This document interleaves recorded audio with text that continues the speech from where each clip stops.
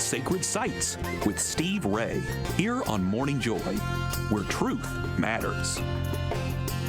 First of all, people always ask me, Steve, when we go to the Holy Land, and that's what we're going to do today. We're going to leave home, go across the ocean, and arrive in the Tel Aviv airport. Then we're going to start our trip through Israel, through the Holy Land. And people always say, write to me and say, what should we do in preparation? What should we do in preparation? I always say, read the Gospels. If you read the 4 Gospels, you're going to be pretty well prepared to see all of those sites. Pray the rosary, because we're going to visit all the rosary sites and pray every mystery of each rosary where it took place. Look out maps, start praying and getting excited. And this is what people do. So when they get off the plane in Israel, I can just see they're all geeked. They're also very tired because they've been up 24 hours, but they're also very geeked and ready to go. So one of the things we always say to people, we're going to start right at the beginning. You're going to the airport, so arrive early. There's extra security for Israel. Israel is probably the safest airline in the world. And even if you're flying Delta, American, United, you have to go through Israeli security. So you go through American security, then you go through a double layer. You have to go through Israeli security before you get on the plane. And you know it's going to be a safe flight. Usually our connections out of New York, and it's about a 12-hour flight from New York to Israel, depending on the tailwind. So I love to travel. I'll tell you this, I love to be in those sites. It's getting there and getting home that is not my favorite. And since I'm just shy, by the end of next year, I'll be 3 million miles with Delta. You know how many hours I've spent on planes, my wife and I together. But anyway, so when you get on the plane, you'll find that there are Jews on the plane, and there's basically 2 kinds of Jews on the plane. In Israel and among the Jewish people, 20% are religious. That means they're the ultra-Orthodox. So you see them with the black hats and their black jackets and so on.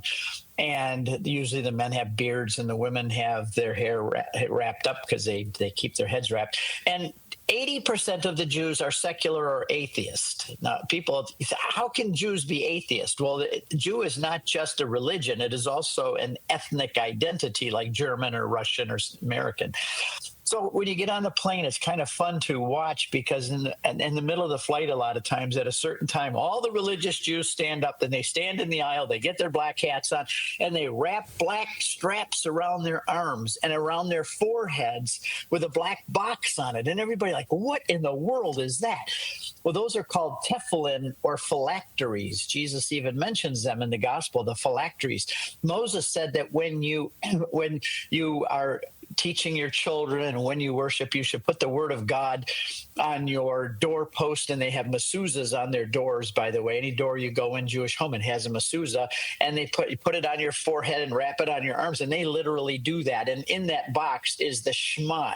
It's Deuteronomy 6:4. It says, "Hear, O Israel, the Lord your God is one." That is the primary text for the Jews, that they have one God, and that's who they worship. And that is in that box that they put on their arm, and it's in the box they put on their forehead. And then they pray, and they bow in the aisles, and they pray. And if you have to go to the bathroom at that period of time, you're going to have to wait because the aisle's full of Jews facing Jerusalem. They all know which way Jerusalem is.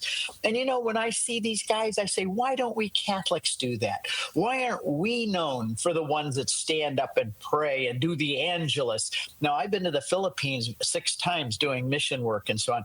And at 12 o'clock, no matter where you are, in the malls, in schools, everything stops and they pray the Angelus across the whole country. It's just beautiful. But when I see these Jews standing up and praying, and I have great respect for them, and I say, don't I wish that Catholics had that same kind of devotion and that same kind of love for the Lord, that they're going to get up and pray like that on the airplane. But anyway, one time, I see my time's already running short. Time is our enemy on this show. You know that, I hope. Anyway, so it's also the people in Israel are there for 2 really basic reasons. One is Zionism, which we've heard a lot about lately. Zion is another name for Jerusalem. They're like synonyms, Zion and Jerusalem. Look at the Psalms. Psalms are parallel. They don't have rhymes like we have rhymes, like Mary had a little lamb and so on. They have rhyming thoughts. So you'll see many times one line will say Jerusalem, another line will say Zion. That shows that they're parallels. And the Zionists are those who believe in the establishment of Israel because it is the Jewish people need a homeland, and they base it on the fact that they've been there since way before, since the time of King David and Abraham. But there's also the religious Jews who believe it's their home religiously, and to go to the Western Wall, which is the most sacred place for Jews, and we'll visit there soon. But anyway, on the way there one time, I was sitting in it. The plane wasn't full, and there was a Jewish rabbi sitting, and I could see he was sitting by himself, and he was praying. He had his prayer books open. So I'm kind of bold, and I went over and I sat next to him, and I started a conversation. He was very hesitant at first. Who is this Gentile goyim coming to talk to me? You know, I could just see this in his eyes, and he was very hesitant. And it was like, don't bother me. I'm reading the Torah, you know, this Jewish Hebrew scriptures. But as I got talking to him, his guard was dropped because I told him of my love for scripture, and especially the Tanakh. That's the Bible, and the way they refer to it as the Tanakh, and the Psalms. And he was reading a book of Psalms, and eventually he gave me this book. But we got talking about Israel and about God and about the Bible and the Psalms, and he started explaining to me all the parallelism of how the Psalms are all organized. And we just had the most lovely time talking together. And all of a sudden I looked out the window and we saw the shoreline of Israel. That is just surreal to be up in a plane and to go across the Mediterranean, and you see the sun's coming up maybe, and there's the shoreline of Israel, and there's Joppa. That's where Jonah left on the ship to go to Tarsus, before the whale ate him. And all of these sites you can see along the coastline, all the way to the north. There's Haifa, and then there's Joppa, and Gaza too. You can see Gaza as you go, and you're coming in over all of this down. And he just started to go. He started to bawl. Tears are running down his eyes. This old rabbi who was just he was very sedate but very emotional, but all of a sudden he just burst into tears. And I said, Rabbi, there's the shoreline of the Holy Land. There's Israel. And he was just weeping and weeping. And I said, Rabbi, is this your first time here? He says, oh, no, I have been here 29 times, but it is the land of God. And he started to cry some more, you know, and I just had such a wonderful time with this man as he was just sobbing over the land of Israel, the love that they have for God. And I visited him later in Michigan. He didn't live far from me. And we went there during the Feast of Tabernacles, where you have to eat outside. You have to build booths, it's called, to remember that when we were in the land of Egypt, we came out and we lived in temporary shelter. So during the week of festivals, or booths, it's called, Sukkot, they have outdoor with leaves over the top, palm branches, and they eat outdoors. So he invited me over for a meal one time. We went to his house, but he had it kind of fancy because he had an automatic one. It came out of his house with a roof on it, so that when it was done, they could pull it back in into it's like a garage door or something opening, you know. But it prepared a nice place outside with the palm leaves on it. We had dinner.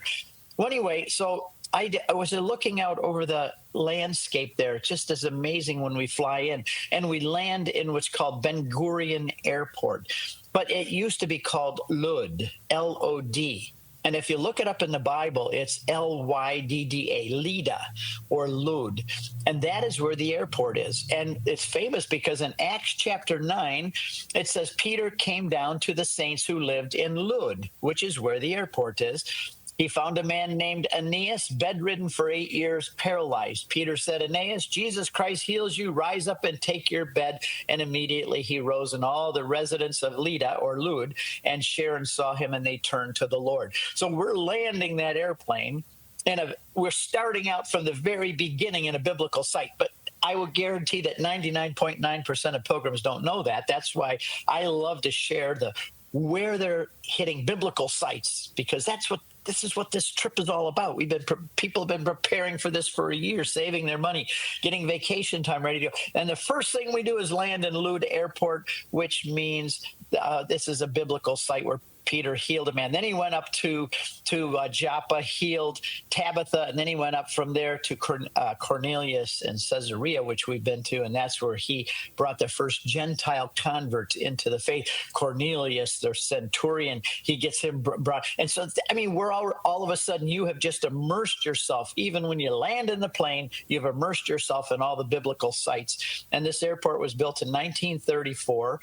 And when it was the old airport that I used to go to, there's Hebrew words up there. I don't know Hebrew, but in English, it says welcome to Israel. But in Hebrew, it says blessings on entering Israel. Blessings on entering Israel is what it said. And I fell on my knees and I just wept the first time I went. I cried and I left a puddle of tears on the tarmac. But anyway, we'll have to pick up from there. We just landed in the airport. Next week, we'll go through security and everything in the passport control. And I know I got to quit, so we'll talk to you next week. Sacred Sites with Steve Ray is heard live every Monday on the Guadalupe Radio Network program Morning Joy, hosted by Keith Downey. For more authentic Catholic content, go to grnonline.com/joy.